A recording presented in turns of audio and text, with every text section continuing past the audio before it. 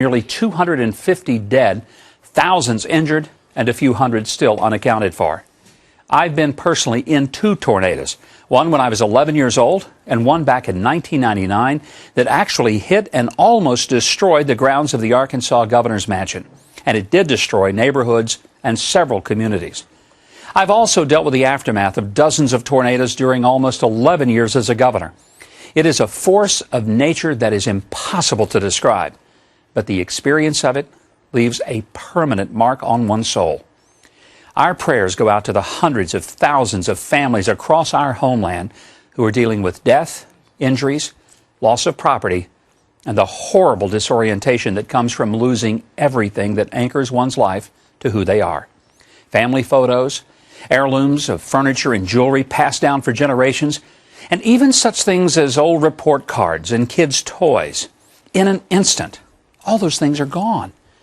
The houses can be rebuilt, but the lives can't. And neither can one ever replace the very personal pieces of life that no longer exist. Now, in a moment, we're going to talk about why so many of these funnel clouds develop this week and how they get so powerful. According to the National Weather Service, at least one of the tornadoes was an EF5 storm with peak winds of 205 miles per hour. Now, we did some research and found tornado footage from a couple of years back. This was shot with a mounted camera on the top of a train moving through Illinois. I want you to watch what happens when the tornado comes through.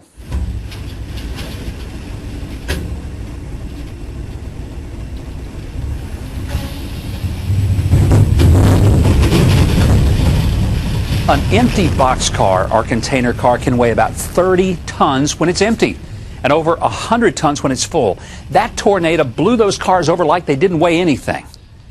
So let's just think about, watch this, look at this tanker coming into the back of the train as that camera mounted on the train just gives us an extraordinary view of the horrors and the power of a tornado.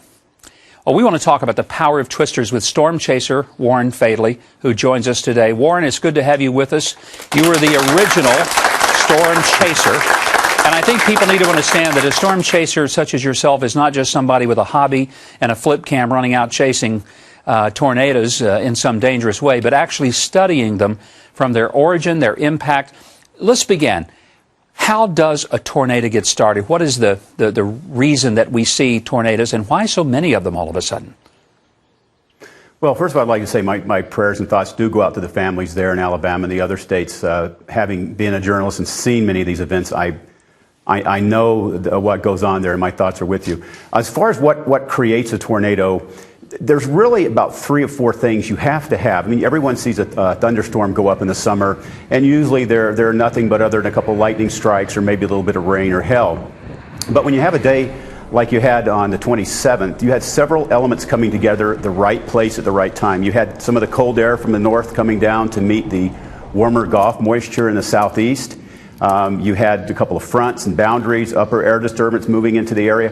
But most importantly, what really changed this whole story was the jet stream, and along with that jet stream, what we call the wind shear. And the wind shear is the winds that increase with height and change direction. So if you think of a solid object, it actually begins to turn that. Like if you had a cube in the sky, if you could imagine that was a storm and the wind's hitting it from an angle, it begins to spin the storm. And the lower levels, when you get down to the ground, gets a little bit more complicated. But all of these elements came together the right time of day, the right place, and unfortunately you end up with these violent tornadoes.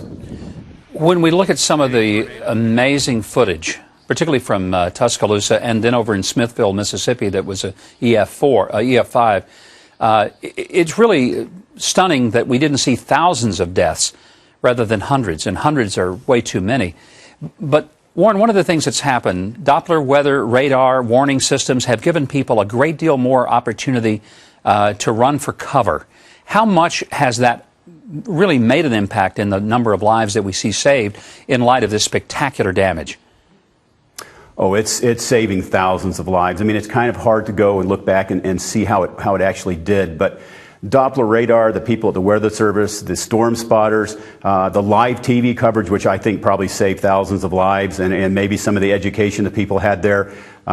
undoubtedly saved thousands of lives. Of course, they did have some problems that morning because of prior thunderstorms and communication, so some of those systems may have been out, which will be, discovered here as they check out the scene. But, it's just mind-boggling to still have this kind of destruction, and unfortunately the death count low. But if you looked at this and didn't know, you would think it would be much higher. Let's talk about what do people do when the tornadoes come. We have a little piece of footage, Warren, that shows a Kansas tornado.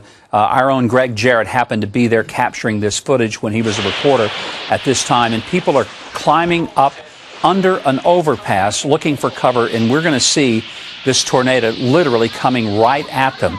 They got out of their cars, and you can see the debris, extraordinary impact and force. You can hear the horror in their voices as they see this twister coming their way. Was this a smart thing for them to do, to go up into, in essence, the crease of the overpass?